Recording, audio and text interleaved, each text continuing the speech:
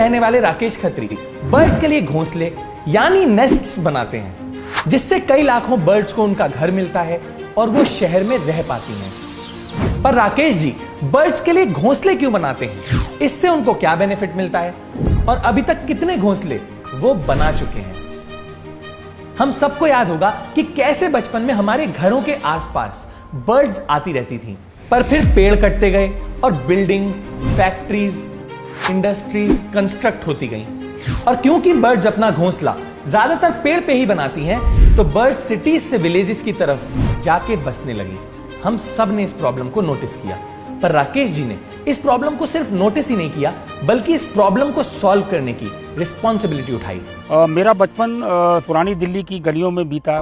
मकानों के अंदर खूब झरोकेदार मकान होते थे, हवा के आने जाने के लिए छोटे छोटे रोशनदान भी होते थे, जिनसे अच्छे अच्छे बर्ड्स अंदर आके अपने घोंसले बनाया करते थे। पंखों के जो कोठर होते हैं उसमें और स्विच बोर्डों के अंदर घर बनाया करती थी। तो मेरे घर के बड़े बूढ़ों की पहली इंस्ट्रक्शन यही होती थी कि पंखा ज्यादा नहीं चलाओगे, अगर चिड़िया कट गई तो तुम्हारे कान काट दिए जाएंगे। और तब से ही राकेश जी ध्यान देने लगे कि उनकी वजह से किसी भी चिड़िया को कोई भी नुकसान ना पहुंचे। पर फिर जब राकेश जी पुरानी दिल्ली से अशोक विहार जाके शिफ्ट हो गए, तो उन्हें एक बहुत बड़ा चेंज एक्सेप्ट करना पड़ा। अशोक विहार में जहाँ पहुंचे तो हमने धीरे धीरे देखा डेवलपमेंट इतनी तेजी से शुरू हो गई थी, पेड़ कटते जा रहे हैं, मकान बनते चले जा रहे थे और चिड़िया दिखनी बिल्कुल बंद हो गई थी।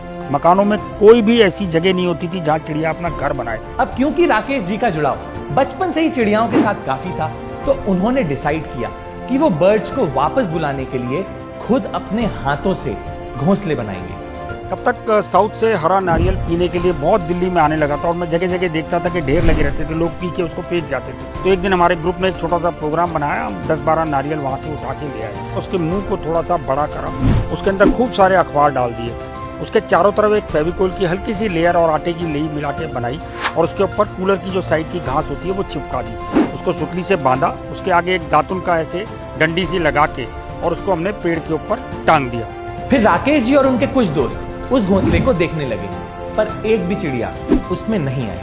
आसपास के लोग उनका मजाक भी उड़ाने लगे, जिस बात से राकेश जी बहुत डिसअपॉइंटमेंट हुई। लोग कहते थे अरे भाई चिड़िया अपना घर खुद बनाती है, आपके बनाए हुए घर में क्यों आएगी। बड़ा बुरा लगता था, लेकिन मन में यह था कि नहीं, ये करना तो है।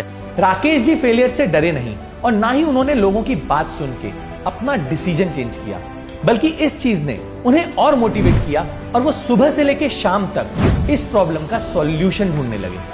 तो एक दिन मैंने एक चिक वाले को देखा जो चिक की पतली पतली डंडियों से चिक बना रहा था। विचार कौंधा कि यार ये चिक की डंडियों से बहुत कमाल हो सकता है, और वो चिक की डंडियां हमने उससे ले ली खूब सारी और उनको खूब राउंड शेप में करा, उसको धागों से बांधा, उसमें एक छोटी सी चूड़ी लगाई, चूड़ी लगा के जब वो ग्लोब की शेप में बन गया, उसके ऊपर टाट पट्टी जो होती है वो लगाया, उसको ऊपर से रस्सी से बांधा, उसमें एक छोटा सा छेद किया और उसके ऊपर नारियल का पूरा जूट लगा दिया। इस बार राकेश जी काफी पॉजिटिव थे, तो उन्होंने इस नेस्ट को लगाया और बर्ड्स के आने का वेट करने लगे।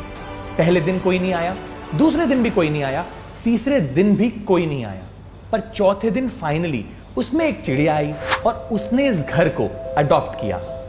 उसके बाद जब वो घोंसला उन्होंने अडॉप्ट कर लिया तो मोहल्ले के लोगों ने कहा भाई हमें भी दो यार, हम भी लगाएंगे अपने घर के पास। हमने 20 घोंसले बनाए और मोहल्ले में हर जगह लगाए और 4 दिन के अंदर हर घोंसले को उस चिड़िया के अलग अलग ग्रुपों ने अडॉप्ट कर लिया।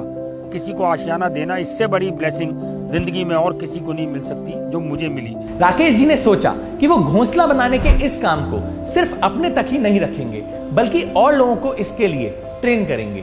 तो मैंने स्कूल्स के साथ काम करना शुरू करा, वर्कशॉप का, कॉर्पोरेट्स ने बुलाना शुरू करा, धीरे धीरे RWs ने बुलाना शुरू करा। 80 साल से लेकर के 6 साल तक के बच्चों ने हमारी वर्कशॉप अटेंड करी और सबसे ज़्यादा खुशी उनको तब होती है कि आपके बनाए हुए किसी आशियाने के अंदर किसी दूसरे ने आके अपनी जगह बनाई, उसमें अपने बच्चे दिए, बच्चे देने के बाद जब उड़ गए तो दूसरे किसी पंछी ने उसको अडॉप्ट कर लिया। राकेश जी अभी तक 2,50,000 बच्चों, बड़ों और बूढ़ों को घोंसला बनाने की ट्रेनिंग दे चुके हैं, जिससे कुल मिला के 1,25,000 घोंसले उन्होंने खुद या फिर उनकी ट्रेनिंग की वजह से बनाए गए हैं। अभी इस साल वर्ल्ड बुक ऑफ रिकॉर्ड ने उसके अंदर हमारे 1,25,000 घोंसलों का सर्टिफिकेशन जारी किया है। लिम्का बुक में 2 बार हमारा नाम है। हाउस ऑफ कॉमन्स लंदन के अंदर हमें ग्रीन एप्पल अवार्ड मिला, जो कि स्पैरो कंजर्वेशन के लिए बेस्ट था। ताइवान से सुपर मास्टर ने हम लोगों को इस साल कंपैशन का बेस्ट प्राइज दिया।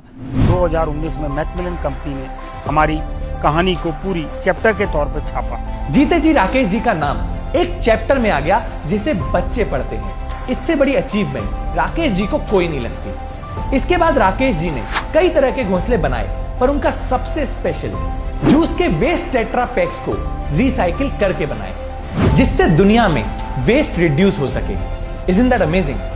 ऑल्सो राकेश जी की स्टोरी ने हमें काफी इंस्पायर किया, इसीलिए उनकी स्टोरी हम आपसे शेयर कर रहे हैं। This is not a paid promotion. तो अगर आपको भी राकेश जी की स्टोरी ने इंस्पायर किया है तो इस वीडियो को शेयर करके ज्यादा से ज्यादा लोगों को इस बारे में बताइएगा। ऑल्सो अगर आपको राकेश जी से कांटेक्ट करना है तो आप उनसे इस ईमेल आईडी पे कांटेक्ट कर सकते हैं। That's it for this video. See you next Wednesday. हम ऐसे ही एनवायरमेंट अवेयरनेस पे फिल्म्स बनाते हैं, तो अगर आप एनवायरमेंट को लेकर थोड़ा सा भी सीरियस हैं और उसे सेव करना चाहते हैं तो आप इकोफ्रीक्स नाम के फेसबुक ग्रुप को ज्वाइन कर सकते हैं। इसमें हम ऐसे लोगों की कम्युनिटी बनाना चाहते हैं जो एनवायरमेंट के बेटरमेंट के लिए कुछ कर रहे हो। तो अगर आप किसी ऐसे को जानते हैं या आप खुद कुछ ऐसा कर रहे हैं तो आप इस ग्रुप में जाके पोस्ट कर सकते हैं, सो दैट और लोगों को इसके बारे में पता चले। लिंक डिस्क्रिप्शन में मेंशन है। Thank you and take care.